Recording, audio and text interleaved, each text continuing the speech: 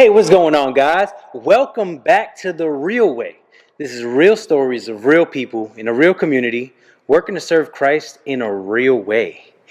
And my name is Brandon Morrell, the Director of Youth Evangelization and Digital Ministry. And today on The Real Way podcast, we got Muniez.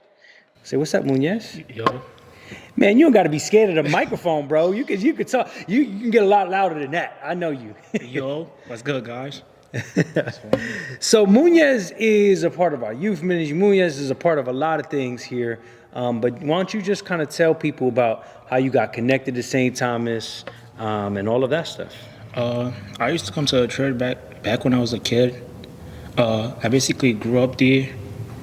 My mom wanted me to be a part of the church, a part of everything.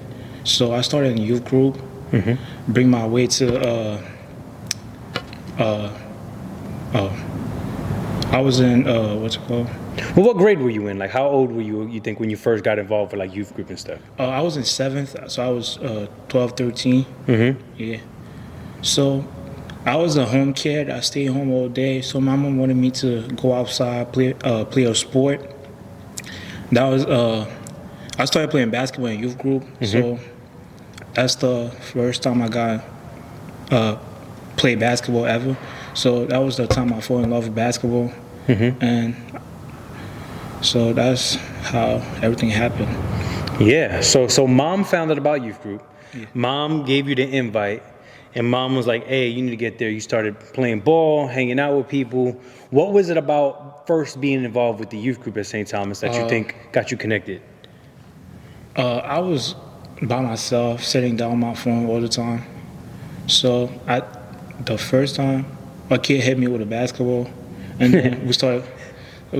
He told me, do I want to play basketball? And I said, I don't know how to play ball. So he taught me how to play ball. He taught me how to shoot. Even now, I'm speaking. I don't know his name.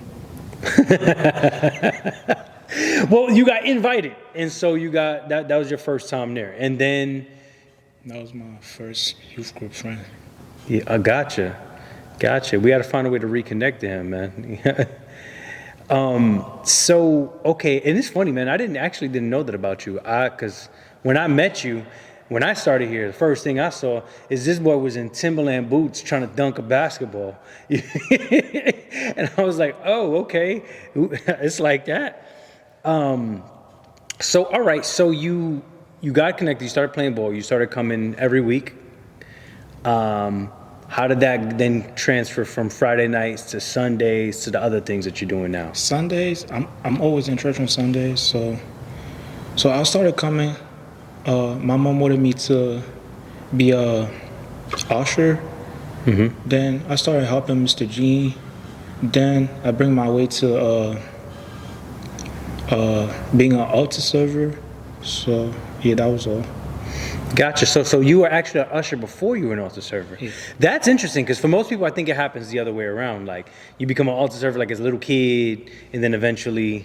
I mean, I remember when I first got to St. Thomas. This is another thing too. It was surprising to me see how many like young people were serving, by like taking up the collections and doing the ushering and all of that kind of stuff.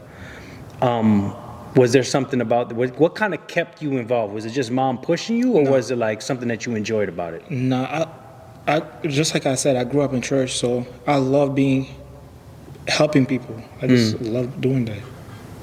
It's in my blood, helping people. My mom helped people. All my family does. So I fall in love with doing that. Right. And so, okay, now I don't think we said what's your role now, because more than just being a youth group member, more than just volunteering on Sundays and those, but like you actually got a job here. You know what I'm saying? So what is that role? What does that look like? So on Sundays, Sunday school. So I help Mr. Jean's wife, Miss Mary Cassandra. Yeah. So we set up the school for Sunday school. So for the kids, and I opened the school, closed the school, and then watch the kids in church. That's all.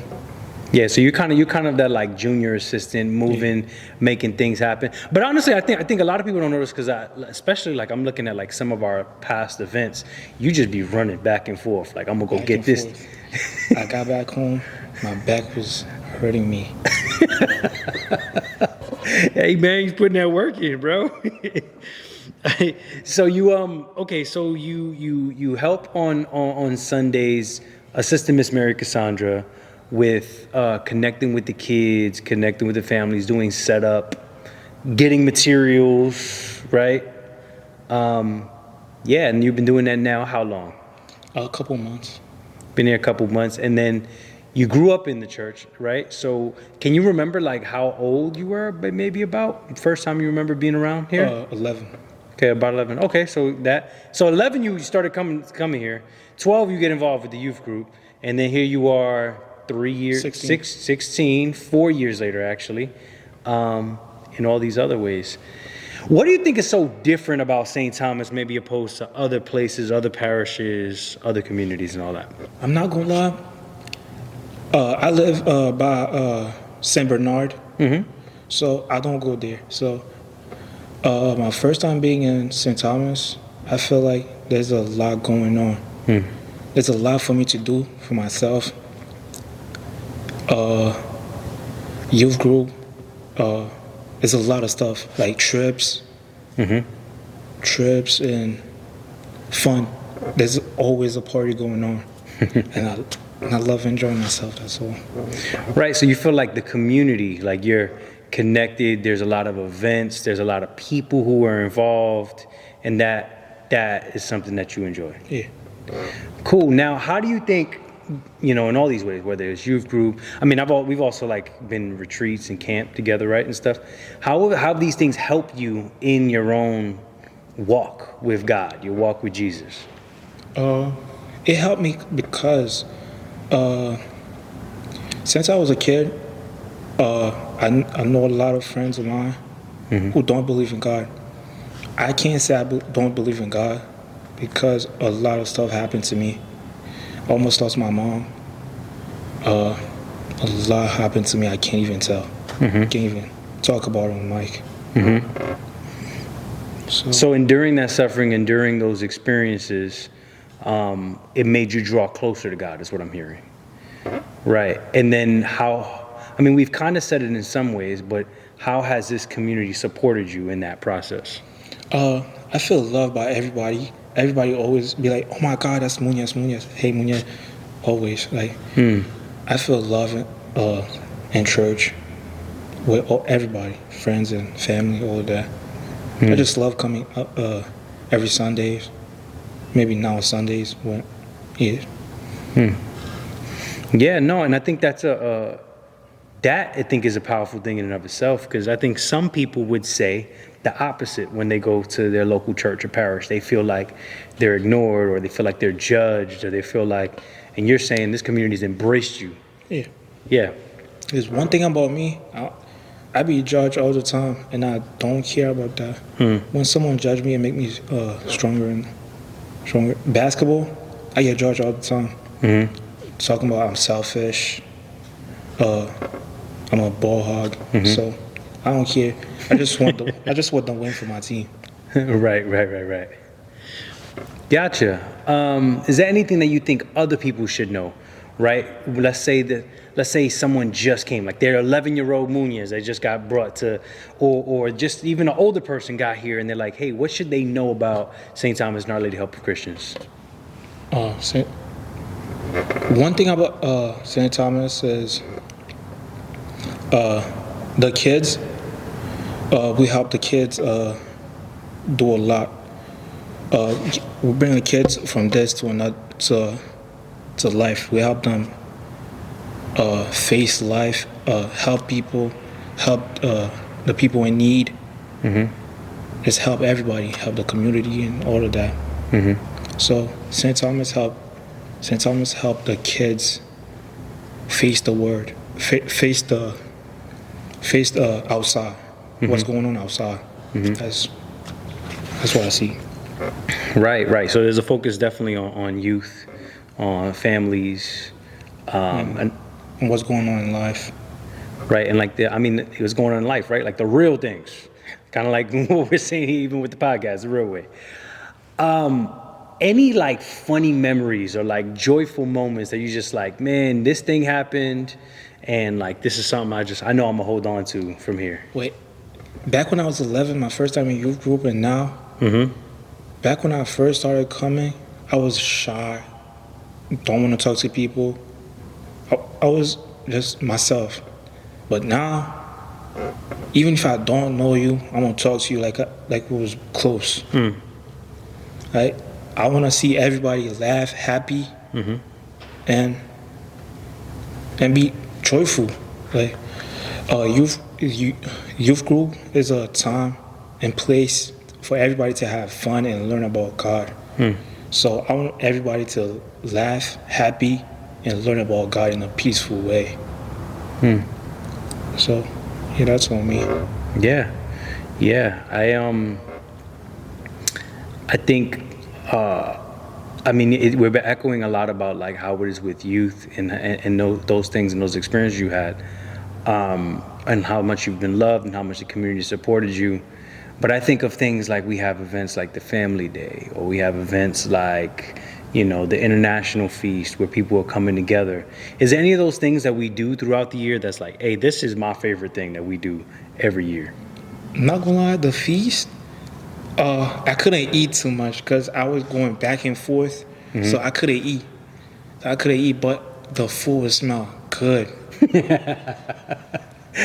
Because I'm looking, I'll be like, I can't eat that much, and I'm going back and forth. So every plate I gotta be like, man, I'm coming back.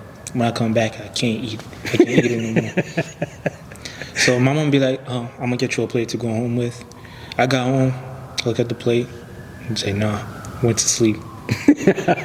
Hey, so next year, everybody else is helping out with the feast. Make sure my boy Muniez gets a plate. We're gonna get you a plate before everybody else starts, because he's running back and forth serving. But I think that goes back to what you were saying about like your servant's heart, right? Like you love helping people, you love like doing all of that, and I put people before myself. Yeah, no, amen, and I feel that.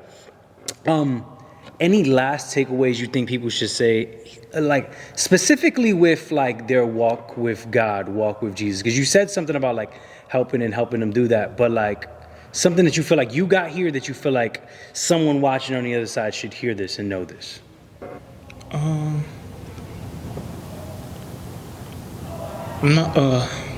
If you believe in God, even if you don't believe in God,